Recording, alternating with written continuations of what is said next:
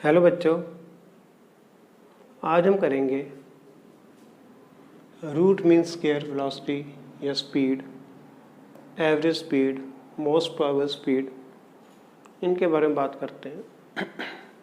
कल हमने की थी आइडियल गैस इक्वेशन, जो क्या कहती है, जो कहती है PV is equal to 1/3 mn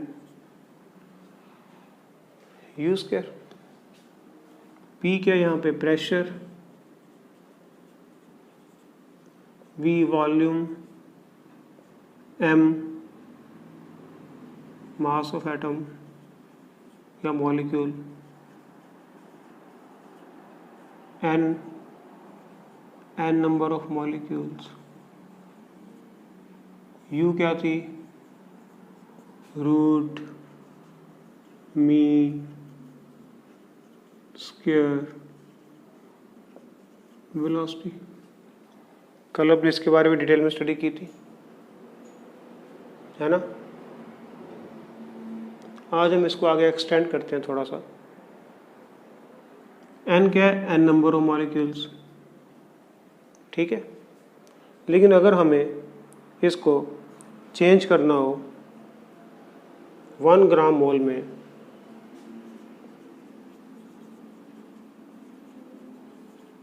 तो एवोगाड्रो नंबर होता है 1 ग्राम मोल। तो हम लिख सकते हैं इसको PV is equal to 1/3 mn square. ये एवोगाड्रो नंबर है, okay.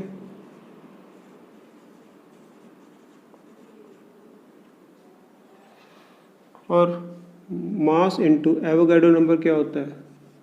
Molar mass. First chapter में हमने पढ़ा था। तो इसको ऐसे भी लिख सकते हैं 1/3 mu स्क्वायर, ओके। इतना समझ में आ गया। U स्क्वायर क्या है? PV 3/m,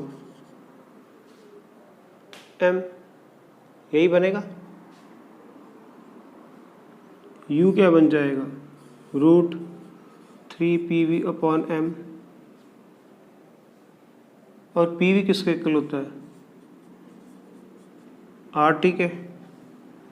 तो U is equal to 3RT/m। तो हमारी रूट मीन स्क्वायर वेलोसिटी जो है वो किसके इक्वल है? रूट 3RT/m, ठीक है बच्चों। अब यहाँ पर कुछ बातें आपने ध्यान देनी है। पहले तो ये देख लो आया कैसे है। n को हमने ग्राम मोल में कर दिया, तो कैपिटल N कर दिया। मास इंटू एवोगाड्रो नंबर क्या होता है? मोलर मास, तो कैपिटल M आ गया। U स्क्वायर ऐसे आ गया। PV की वैल्यू किसके इक्वल होती है? RT के। तो U क्या आ गया? 3RT/m। क्योंकि जो हमारी रूट मीन स्क्वायर स्पीड जो है मीटर पर सेकंड में होगी ज़्यादातर, ऐसा यूनिट्स में ये डील करेंगे, ठीक है। तो हमें R की वैल्यू का ध्यान रखना है। R की वैल्यू या तो हमने लेनी है 8.314 जूल पर केल्विन पर मोल, ओके। क्योंकि हमने अब SI यूनिट्स में रहना है, ठीक है। या फिर आप अप्रॉक्सीमेट आंसर निकालना है तो 25/3 ले लोगे। 25/3 कितना होता है? 8.333। एग्जैक्ट वैल्यू तो आपकी नहीं आएगी, लेकिन अप्रॉक्सीमेटली अगर आपको by chance A option suppose 10 दिया हुआ है, B 20 दिया हुआ है, C 30, D 40, बहुत बड़ा गैप है, तो हम 25/3 से भी काम चला सकते हैं। इससे हमारी कैलकुलेशन काफ़ी हद तक आसान हो जाएगी, ओके। क्योंकि ये जूल में है, जूल किसको डील करता है? किलोग्राम को। तो जो ये मास लेंगे हम M, ये किलोग्राम में होना चाहिए। फॉर एग्जांपल हाइड्रोजन का मास हम लेते हैं 2 ग्राम, तो 2 × 10⁻³ किलोग्राम लेंगे, क्योंकि 1 ग्राम जो है 1/1000 किलोग्राम के इक्वल होता है। तो इस बात का पूरा ध्यान रखना है क्योंकि इसमें न्यूमेरिकली पूछेंगे आपसे और वो ऐसा यूनिट्स में होंगे। रूट में स्क्वायर स्पीड जो है मीटर पर सेकंड में होगी। तो हमने ये ध्यान रखना है कि जो हमारा आर है वो 8.314 हो, नहीं तो आप 25/3 भी ले सकते हो अप्रॉक्स से। मास किलोग्राम में होना चाहिए क्योंकि ये जो 8.314 आर की वैल्यू है ये जूल्स में है, जूल्स पर केल्विन पर मोल, और जूल किसको डील करता है, किलोग्राम को। इन बातों का आपने ध्यान रखना है।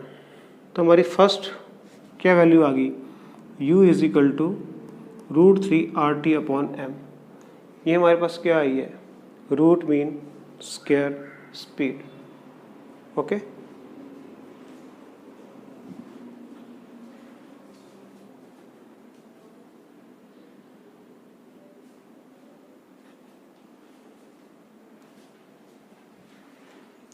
अब हम बात करते हैं एवरेज स्पीड क्या होती है।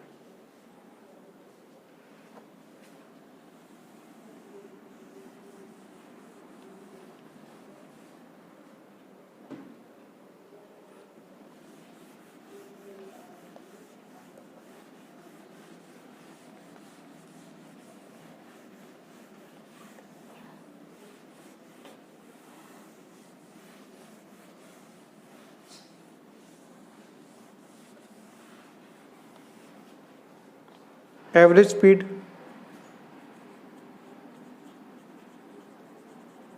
एवरेज कैसे निकालते हैं, u1 u2 u3 un upon n है नंबर ऑफ मॉलिक्यूल्स, तो n। ठीक है, ये हमारी होती है एवरेज स्पीड। ये किसके इक्वल होती है,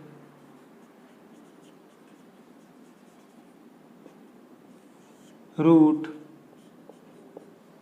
8/π RTM। ठीक है, ये डेरिवेशन कैसे आई है हमारे सिलेबस पे नहीं है, हमें बस वैल्यू याद करनी है कि एवरेज स्पीड क्या होती है, रूट 8/π RT/m। और एक होती है मोस्ट प्रोबेबल स्पीड।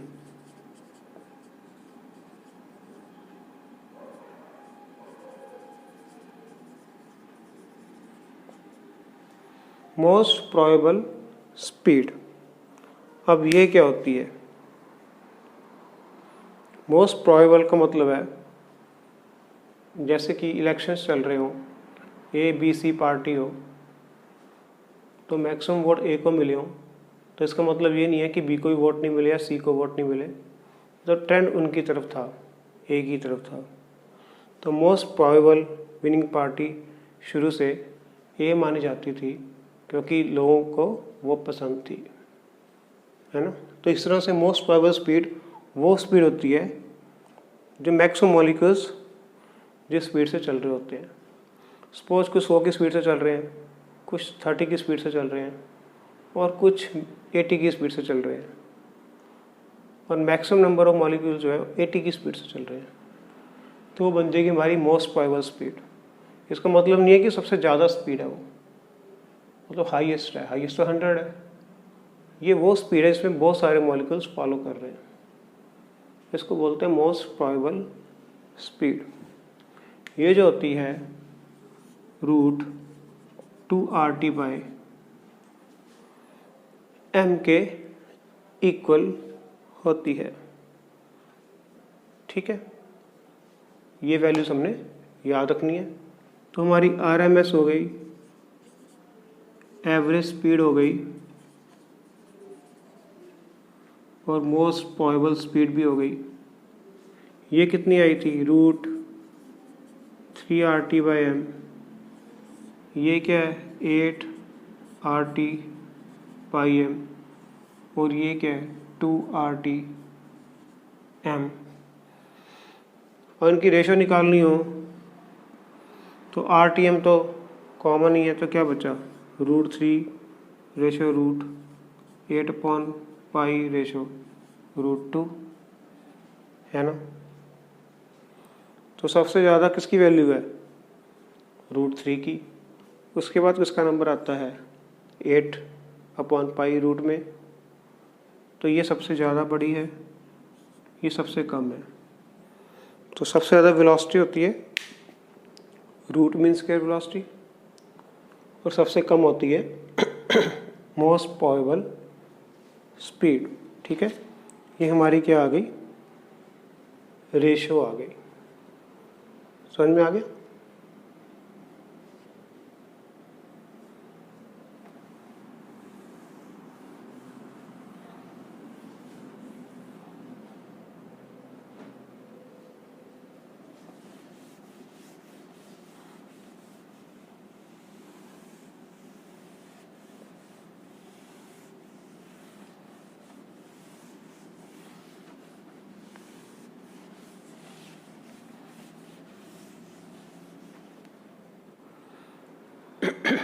एक न्यूमेरिकल कर लेते हैं।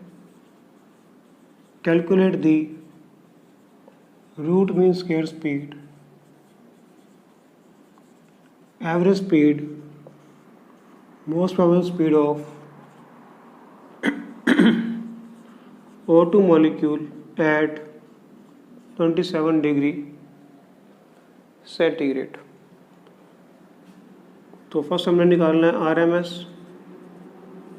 वो क्या होता है 3RT/m।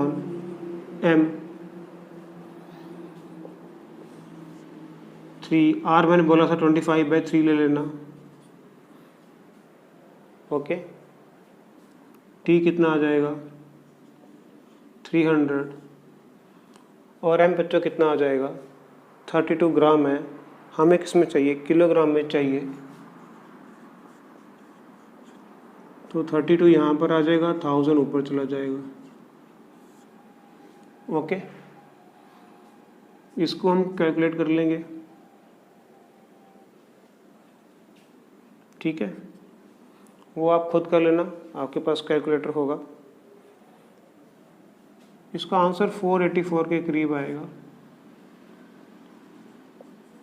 ओके,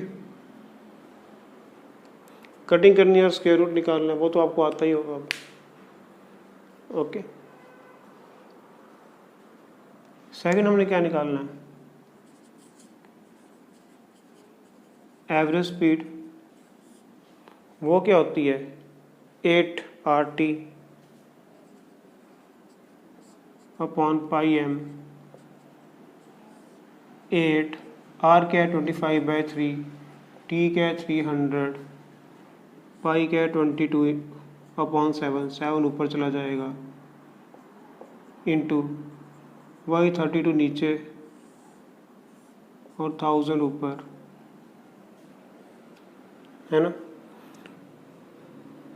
बहुत लंबी कैलकुलेशन है, इसको कैलकुलेट कर लोगे तो अराउंड अबाउट 445 आंसर आ जाएगा आपको। ठीक है, कैलकुलेटर से करके देख लेना। और हमने अब क्या निकालनी है, मोस्ट प्रोबेबल स्पीड, जो क्या होती है 2RT/m, 2 into 25/3 into 300 into 32 into 1000। तो इसकी जो कैलकुलेशन करोगे तो अराउंड अबाउट 394 आ जाएगा। आसान सा सम है, वैल्यूज पुट करनी है बस यही ध्यान रखना है कि क्योंकि हम SI यूनिट्स में डील कर रहे हैं तो मोलर मास को किलोग्राम में लेना है, और R को 8.314 भी ले सकते हो एक्यूरेट रिजल्ट के लिए, अप्रॉक्सी के लिए 25/3 भी ले सकते हो। ओके, समझ में आ गया, नोट कर लो।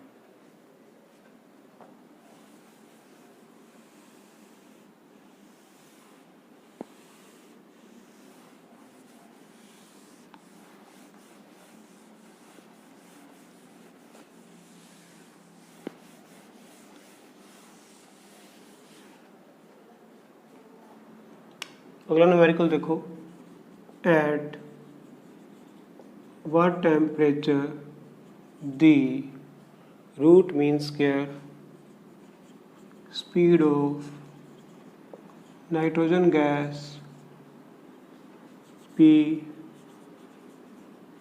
equal to that of propane at STP। Okay, root mean का फॉर्मूला क्या है? 3R/T/m। नाइट्रोजन के लिए 1 ले लो, इक्वल है प्रोपेन के लिए M2 ले लो, रूट से रूट कट गया, 3R से 3R कट गया, T1/m1 is equal to, T1 हमें पता नहीं, नाइट्रोजन का कितना होता है 28, स्टैंडर्ड टेम्परेचर पे टेम्परेचर कितना होगा 273, और M2 कितना होगा प्रोपेन C3H8 44। तो T1 कितना आ जाएगा 273 इंटू 28/44, ठीक है।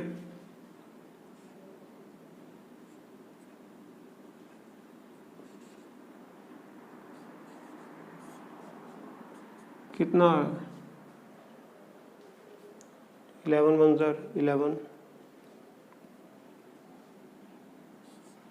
11 7 77,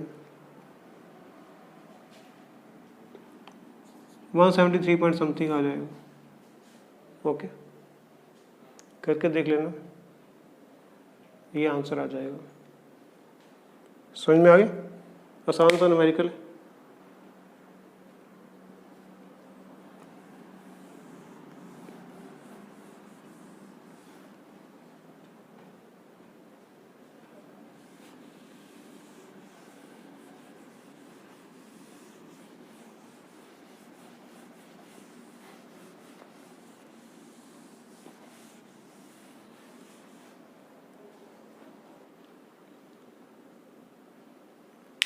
अगला न्यूमेरिकल लिख लो, calculate the ratio of average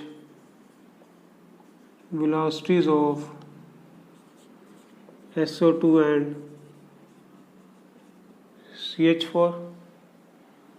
options लिख लो, 4:1, 1:4, 2:1,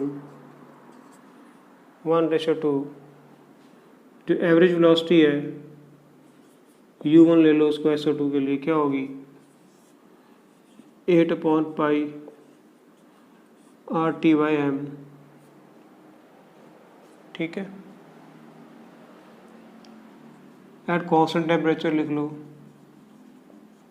टेम्परेचर भी कांस्टेंट है, U2 कितना हो जाएगा 8RT/m2। इनको जब हम करेंगे तो 8π से 8π, R से R, T से T कट जाएगा, ये इन्वर्सली प्रोपोर्शनल है। यहाँ पर 1/m1 डिवाइड बाय 1/m2 है, तो क्या हो जाएगा 1/m1 into m2/1, m2/m1। CH4 का कितना होता है 16, SO2 का कितना होता है 64, कट जाएगा 1/4, तो क्या आ गया 1/2, यानी कि 1:2। ये ऑप्शन जो है आपका करेक्ट है। एवरेज वेलोसिटीज की रेशियो निकाल ली हमने, मास से निकल आएगी, बाकी सब तो कांस्टेंट ही है, ठीक है, आसान है।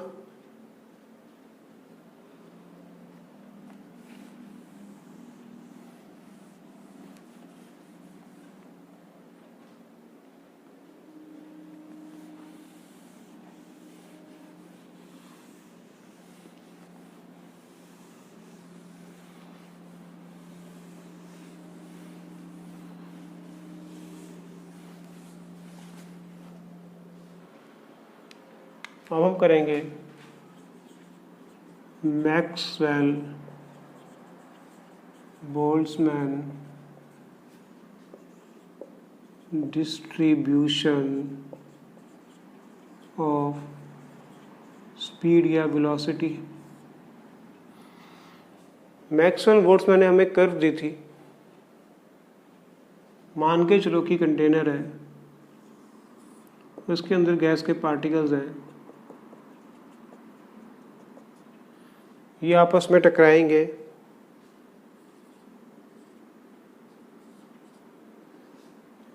तो किसी की स्पीड इंक्रीज हो जाएगी, किसी की स्पीड डिक्रीज हो जाएगी, ऐसा चलता रहेगा।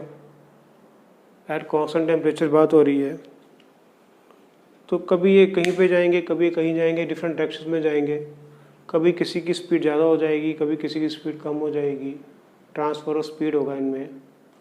तो इन सबको स्टडी किया और एक कर्व आई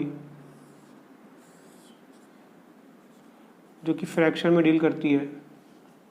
फ्रैक्शंस क्या होते हैं? अपॉन में होते हैं, तो डेल्टा एन अपॉन एन, और यहाँ पर ले लो आप स्पीड या वेलोसिटी,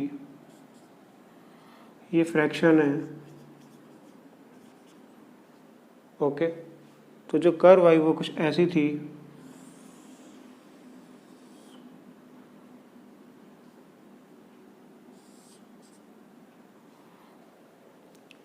ये हमें क्या बता रही है? ये कर्व हमें बता रही है कि इतने फ्रैक्शन ऑफ मॉलिक्यूल्स जो हैं उसकी स्पीड जो है बहुत कम है, स्लो चल रहे हैं ये, और इतने फ्रैक्शन ऑफ मॉलिक्यूल्स बहुत फास्ट चल रहे हैं, है ना। और इसका मैक्सिमा जो है पर्टिकुलर टेम्परेचर में मैक्सिमा आया इसका एट कांस्टेंट टेम्परेचर। तो ये चीज़ हमें क्या बता रही है? ये हमें बता रही है कि उस टाइम बहुत से मॉलिक्यूल्स जो थे, बहुत ज़्यादा मॉलिक्यूल्स जो थे, उनकी स्पीड ये थी, ठीक है, जिसको हम क्या मान लेते हैं? जब बहुत से मॉलिक्यूल की एक जैसी स्पीड होगी तो उसको हम क्या मान लेंगे? Maximum probable speed. तो ये क्या है? मैक्सिमम प्रोबेबल स्पीड है कि कुछ मॉलिक्यूल्स तो बहुत ही फास्ट जा रहे थे, कुछ बहुत स्लो जा रहे थे, कुछ ना फास्ट जा रहे थे ना स्लो जा रहे थे, उनकी अपनी ही स्पीड थी, क्योंकि वहाँ पर मैक्सिमम कोलिजन्स हो रहे थे, स्पीड में इंटरेक्शन हो रहा था, इंटरचेंज हो रहा था। तो ये जो है हमारे पास आया, ये मैक्सिमम प्रोबेबल स्पीड आई। क्यों? क्योंकि यहाँ पर मैक्सिमम फ्रैक्शन ऑफ मॉलिक्यूल्स है जो आपस में टकरा रहे हैं, ठीक है, ओके। और ये जो है हमारे पास आया है, ये वो एरिया आया है, जैसा ये है, एक एरिया पर्टिकुलर आया है जहाँ पर मॉलिक्यूल्स जो हैं हम स्टडी कर रहे हैं, है ना। तो फिर ये क्या हुआ? अगर हम यहाँ पर एक लाइन ड्रॉ कर लें तो ये क्या हो जाएगा? अगर मोस्ट प्रोबेबल स्पीड ये है जो मैक्सिमम पे है,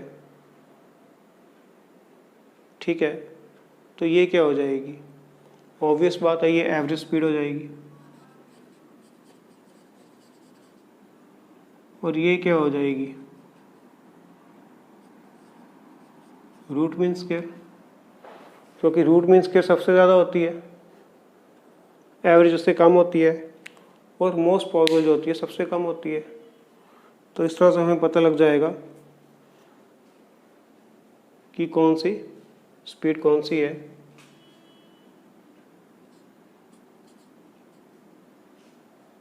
ओके, तो Maxwell Boltzmann distribution velocity curve जो है, ये जो है एट कांस्टेंट टेम्परेचर है, टेम्परेचर चेंज नहीं होना चाहिए, तो इस कर्व में हमें दिखता है कि कुछ मॉलिक्यूल्स जो हैं बहुत स्लो चल रहे हैं, कुछ मॉलिक्यूल्स जो हैं बहुत फास्ट चल रहे हैं, और जो मैक्सिमा है, टॉप है, वो मॉलिक्यूल्स जो है वहाँ पर कोलिजन्स बहुत ज़्यादा हो रहे हैं, उनकी स्पीड क्या है, मैक्सिमम प्रोबेबल स्पीड है। फिर उससे आगे क्या होगा, एवरेज स्पीड होगी, उससे आगे क्या होगा, रूट मीन स्क्वायर वेलोसिटी होगी। इस तरह से हम इस कर्व से ये सब कुछ पता कर सकते हैं। ओके, नोट करो इसको, याद रखना कि ये कांस्टेंट टेम्परेचर पे है। अभी हम बात करेंगे जब हम टेम्परेचर चेंज कर देंगे तो फिर क्या होगा। ओके, अभी हम टेम्परेचर चेंज करेंगे तो देखेंगे फिर क्या होगा। तो ये हमारी maximum Boltzmann distribution velocity curve आ गई। ओके, हम टेम्परेचर चेंज करते हैं।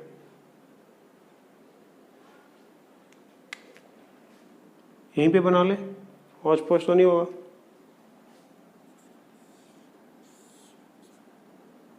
सपोज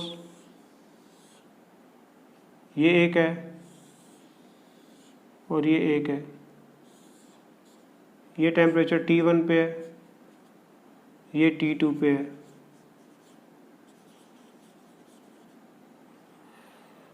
तो क्या आप बता सकते हो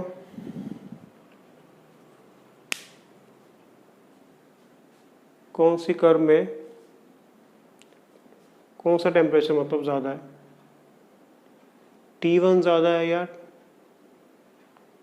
T2 ज़्यादा है? ये है एट डिफरेंट टेम्परेचर। तो यहाँ पर अगर हम करें तो ये हमारी RMS आ गई और ये हमारी क्या आ गई, RMS आ गई। ठीक है, तो मोस्ट प्रोबेबल स्पीड कहाँ पर ज़्यादा है, T2 पे ज़्यादा है, T1 पे कम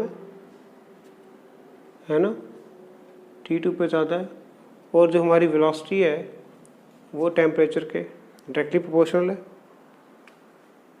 है ना, 8/√2 RT/m, तो T के डायरेक्टली प्रोपोर्शनल है। तो हमें पता लग जाएगा because this one most probable speed is more than this one, therefore T2 is more than T1। तो इससे हमें ऐसे पता भी लग सकता है टेम्परेचर के बारे में। ओके,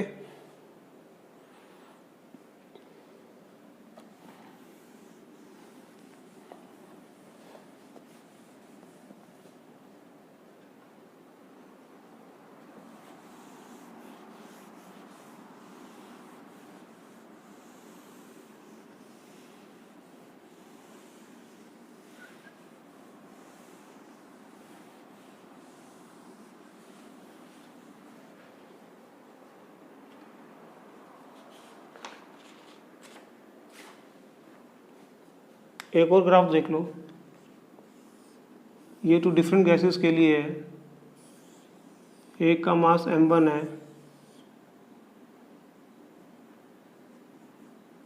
एक का मास m2 है,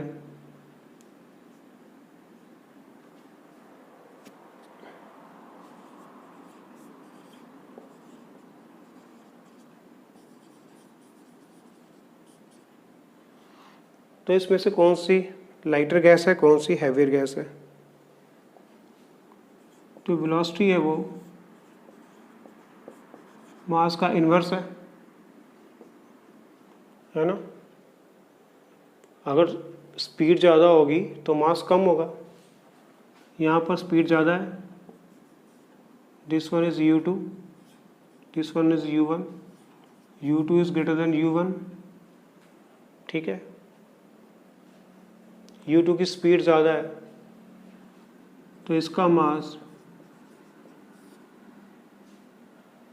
इससे कम होगा, नेचुरल बात है।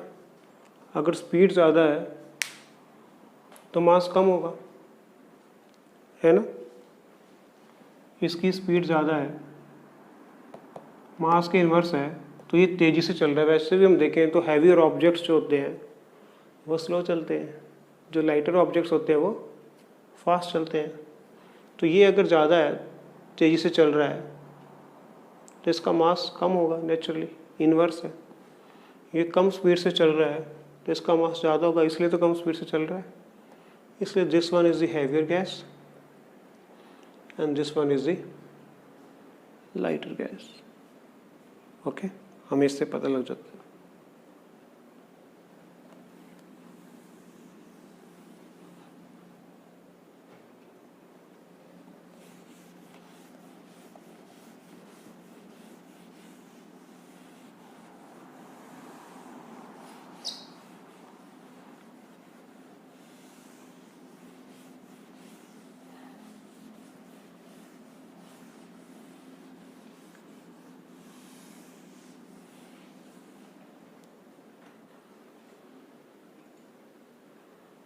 एक न्यूमेरिकल कर लेते हैं।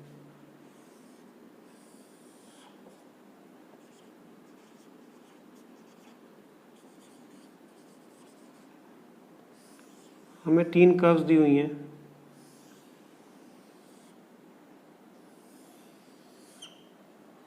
ये 1 है, ये 2 है, ये 3 है, और हमने आइडेंटिफाई दी गैसेस।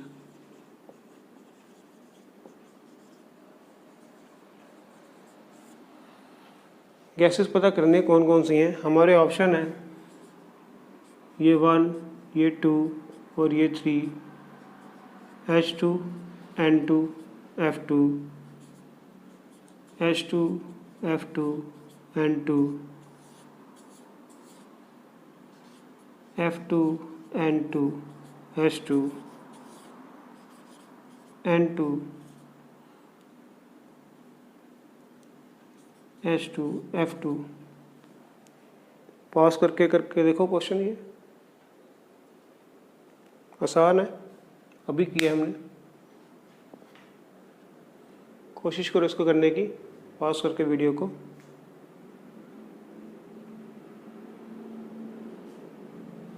करें। ये क्या है, मोस्ट प्रोबेबल स्पीड सबसे ज़्यादा किसकी है, थर्ड वाले की, उसके बाद किसकी है, सेकंड वाले की। तो नेचुरल बात है, जो जितनी स्पीड से चल रहा है ज़्यादा, तो उतने इसका मास कम होगा। तो ये लाइटर होएगी, ये उससे हैवियर होएगी, उससे हैवियर होएगी, ठीक है। तो 1 क्या होएगी, फ्लोरीन, सेकंड क्या होएगी, नाइट्रोजन, थर्ड क्या होएगी, हाइड्रोजन।